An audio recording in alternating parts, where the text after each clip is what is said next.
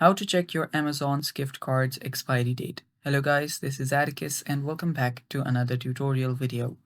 In today's video, I'll teach you guys how you can check your Amazon's gift card's expiry date. So without any further ado, let's dive right into it. So first, let us head over to Amazon's website where they have information about the gift cards.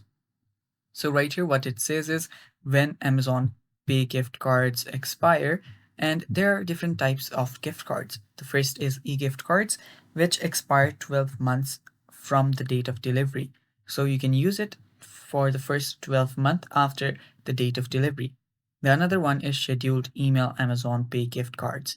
Now you can see that it expires after the 15 months. So first things that you can do is you can first check your date of delivery on your Amazon gift card, and then you can just add 12 months in it and or almost a year. So yeah, after that it expires. So it lasts almost a year.